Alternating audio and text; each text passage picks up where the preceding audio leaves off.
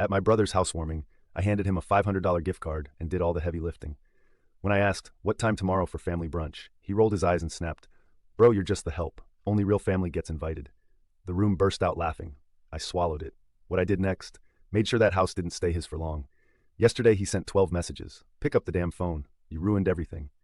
So this is probably going to be long as hell, but I honestly need to vent because my brain is still replaying this on loop. And every time I think about it, I get more pissed off. Seriously, if you've ever had a family member treat you like absolute garbage and everyone acts like it's just a joke, you'll get it. This is about my brother Brandon. And honestly, it's not the first time he's pulled this crap. But this weekend was IDK. It was different. The weirdest part actually started before the party. I got a message about the housewarming, but it was from my mom, not Brandon. She just forwarded me this. Hey everyone, come celebrate the new place group thing. But it didn't even have my name on it, just a link to the address and time. Not a text, not a, hey Dylan, can you help me set up or anything? Just a generic link. Honestly, I thought maybe he just forgot, but knowing Brandon, he probably just didn't care enough to do it himself. I guess that should have been the first hint. For context, Brandon and I are close in age, but not actually close, if you get me. He's always been the fun one, the one who gets away with stuff because he's loud and makes everyone laugh. And I've always been the one who fixes stuff or helps move things or whatever. It's been like that since we were kids. He's got this weird thing where he acts like he's above doing any work, like it's beneath him. And yeah, our parents always made excuses for it. So now he's just leaned into it even harder as an adult. The place is actually the old family cabin, which is a whole saga on its own. Uncle Lester technically still owns it. But Brandon's been living there since Uncle moved to Florida, and everyone acts like it's already his. Brandon likes to play it up and tell people it's his place, but if you know, you know. Mary, my girlfriend, and I showed up early because the invite said, help us set up. And I figured, okay, I'll be a good brother and pitch in. We get there and it's a mess.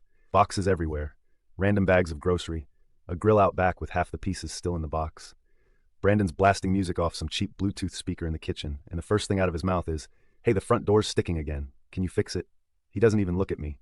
Then he's back to talking with Ember, his girlfriend, and her two friends. Like I'm just the guy who showed up to do the chores. Angel, I'm used to it, but it got old fast. Mary and I ended up hauling folding chairs out of the shed, setting up tables, trying to find where the trash bags are, all that. Ember's friends were nice enough, but they kept looking at us like we were just staff or something. At one point, Ember says to Mary, you're a lifesaver. We'd be lost without you. But in that way, that means she doesn't actually care, just wants things done. As people started showing up, my mom, Aunt Helen, cousin Kyle, Uncle Lester, and some of Ember's people, it became obvious Brandon was doing the host thing, but only when it made him look good. Every time someone needed something, he'd yell for me by name, or just point and say, can you move that? Or, Dylan, the grill's out of propane. Can you handle it? I kept telling myself it was just stress, but when he started snapping his fingers at me, I was ready to lose it. I caught my mom watching the whole thing, and she looked at me like she wanted to say something, then just went back to talking with Helen. I'm used to her keeping the peace, but it still stung. No one said a word when Brandon called me Missa. Fix it in front of everyone. Just laughed. I tried to shake it off, but Mary was getting more pissed than me at this point. So party goes on, people are eating, Brandon's making rounds with drinks, and I'm pretty much just stuck in the kitchen or hauling stuff back and forth. Every time I walk into the living room, people are quiet for a second.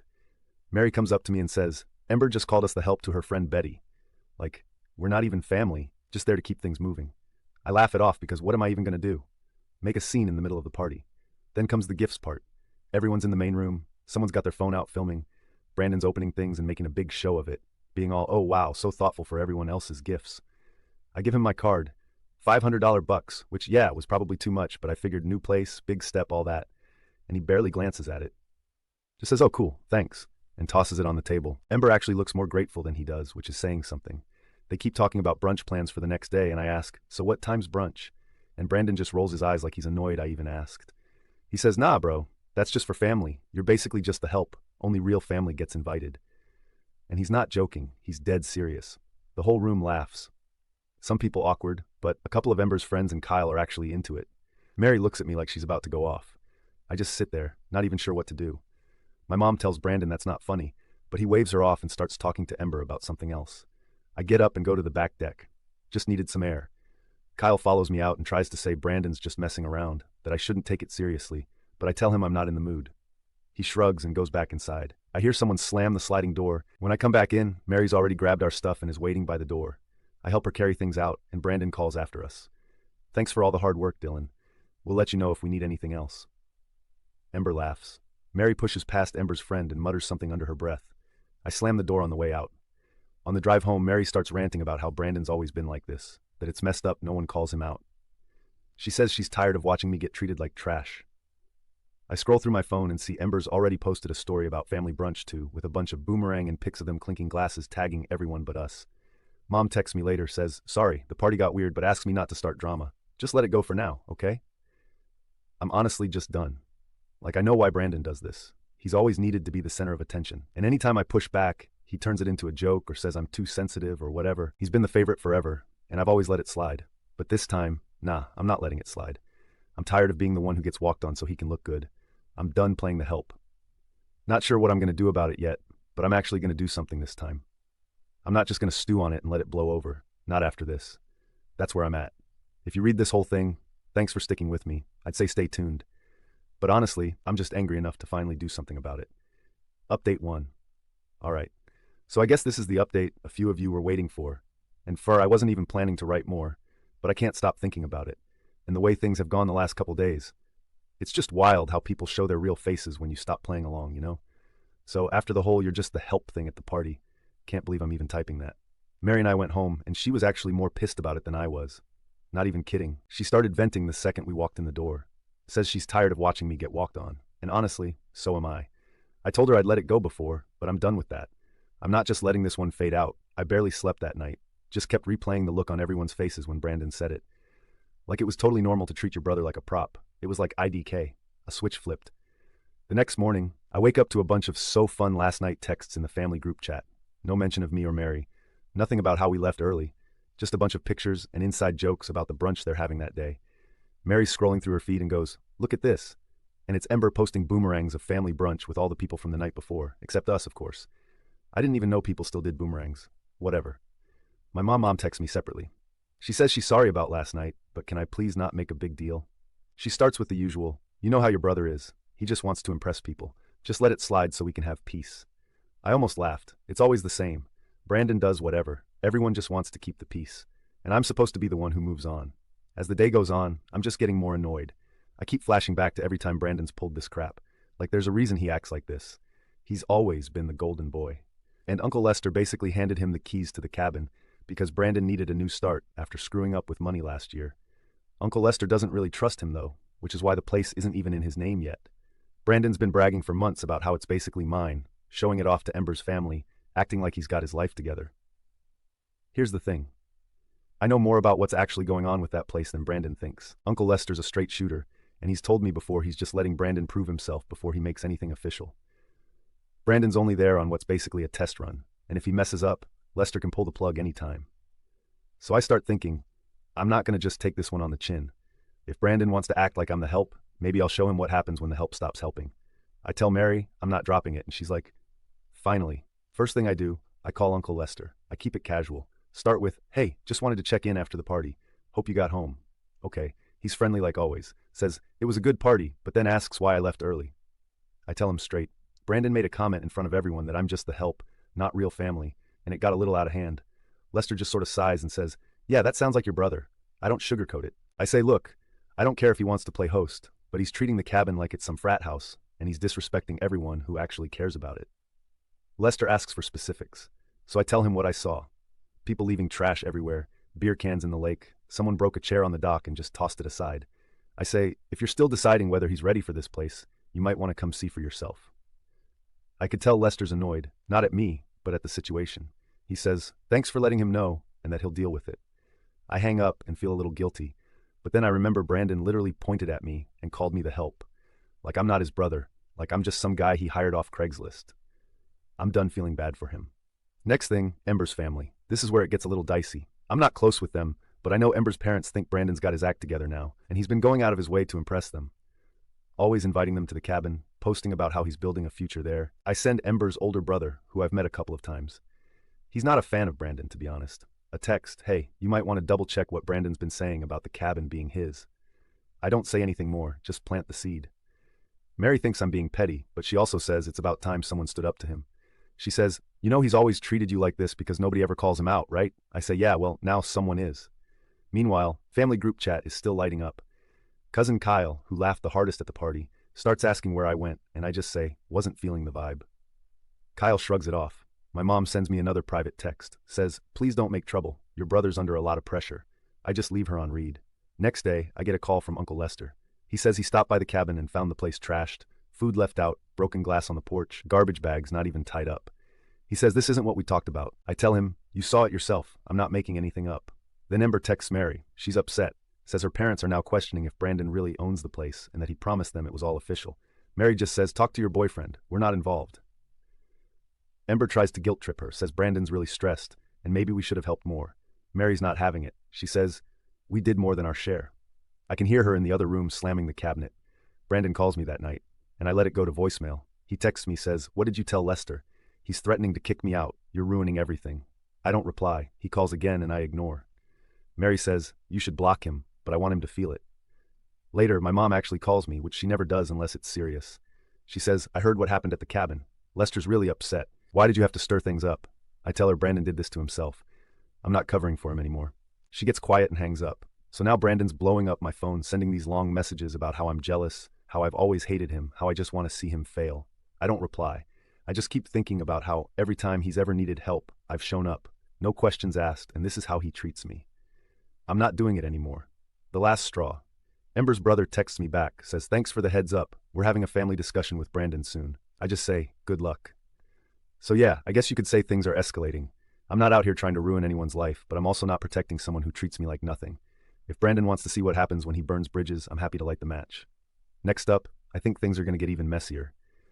Uncle Lester isn't the type to let things slide, and Ember's family doesn't like being lied to. Not my problem. I'm out. If you're still following this, appreciate you. Uncle feels good to finally do something about it. Let's see what happens when the golden child has to clean up his own mess for update 2. So yeah, I guess this is round 3.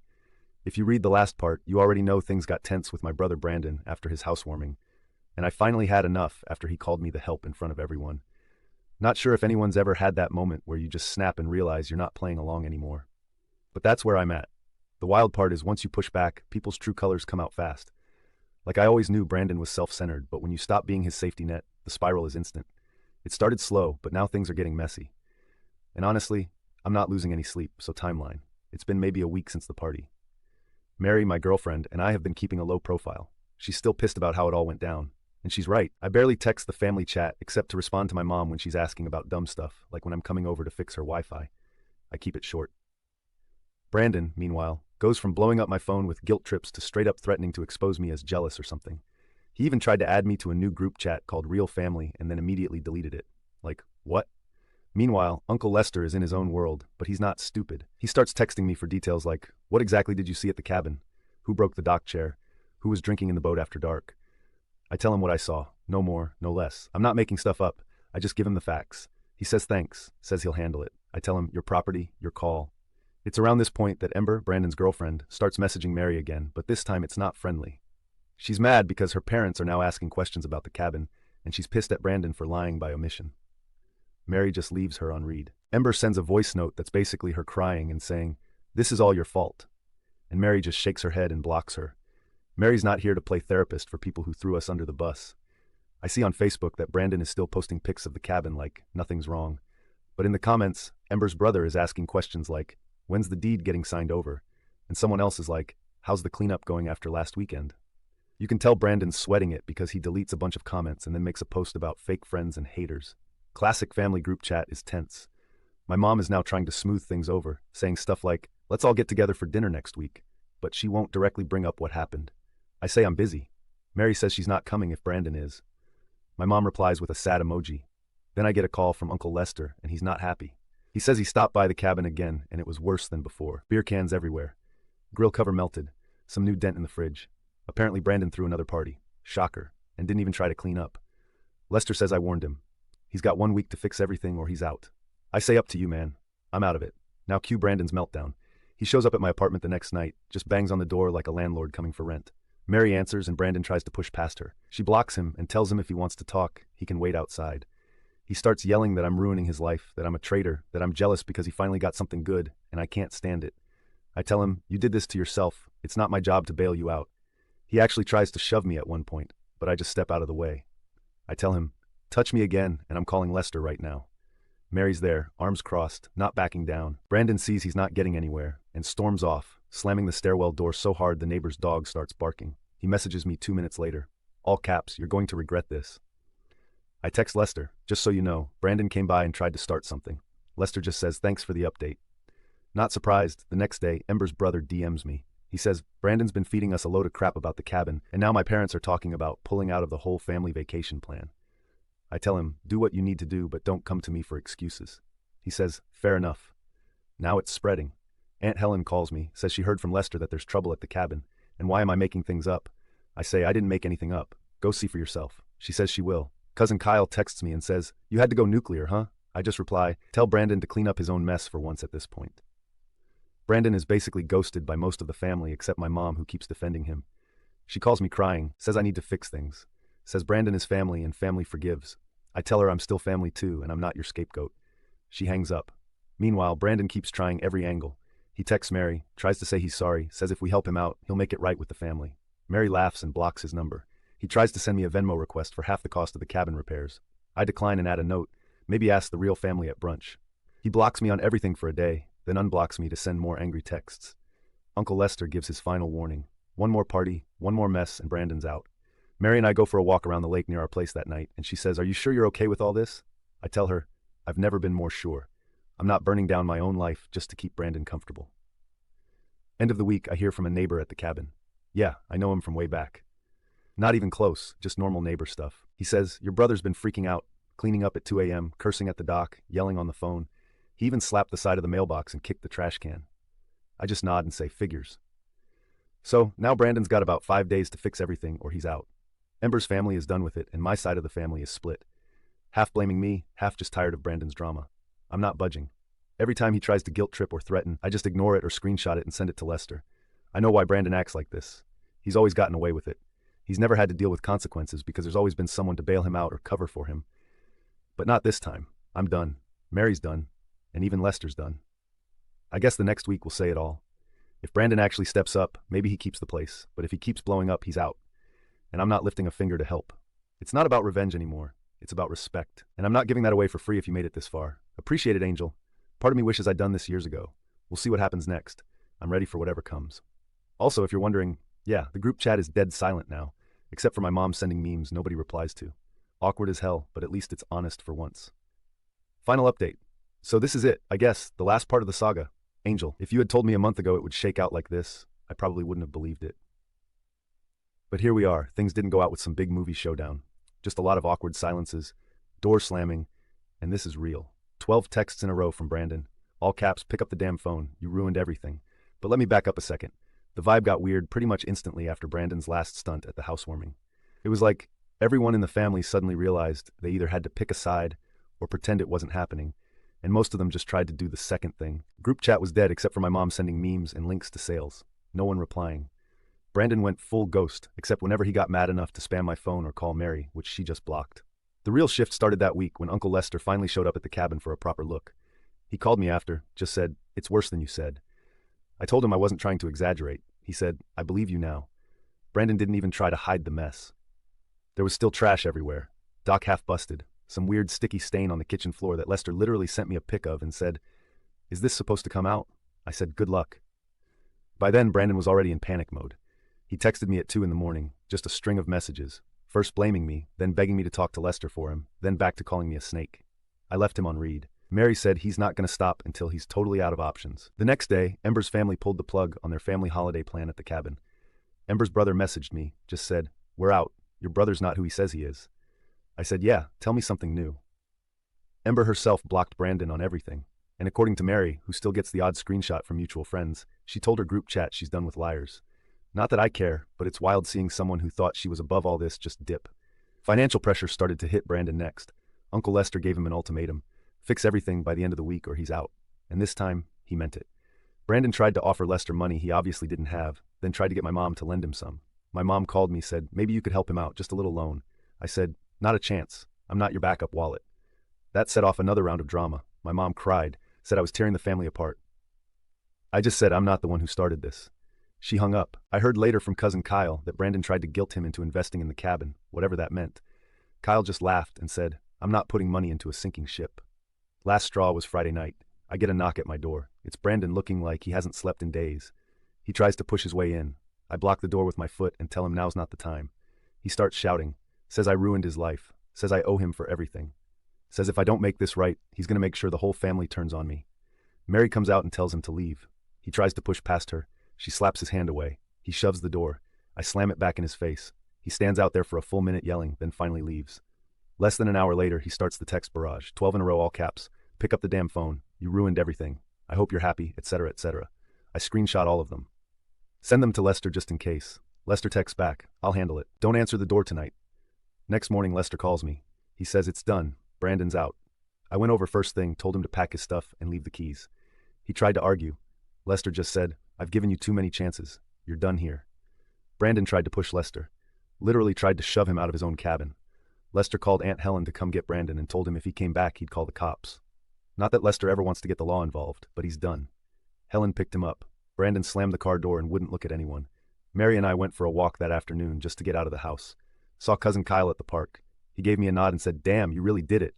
I said, about time, right? He said, honestly, Brandon had it coming. We both just sort of shrugged. No big celebration, just relief. Now Brandon's crashing at Helen's. Apparently he's been trying to hit up anyone who will listen for help, money, a place to stay, whatever. Most people are ignoring it. My mom's still mad at me, but she'll get over it. Uncle Lester texted me this morning, just said, thank you for being honest, and I'm sorry you had to be the one to do it. I said, I'm just tired of being the punchline. As for me and Mary, things are calm now. No more late night calls, no more getting dragged into Brandon's mess. I guess I thought it would feel more dramatic, but it's just quiet. Group chat is mostly dead, except my mom sometimes sends a prayer chain or a cat meme. Nobody replies, but at least nobody's laughing at my expense anymore. I can live with that. So yeah, not some epic movie ending, but I'm calling it a win. No forgiveness, no big family hug, just done. If Brandon ever gets his act together, that's on him. I'm not his help, not his scapegoat, not his backup plan. He wanted to see what happens when you burn every bridge. Now he knows. And about those 12 messages, I left every single one on read. Felt good. Thanks to anyone who read all this. It's been a wild ride. If you're ever in that spot where someone keeps walking over you, just know you don't have to take it forever. Sometimes letting things fall apart is the only way anything changes. Not perfect, but it's real.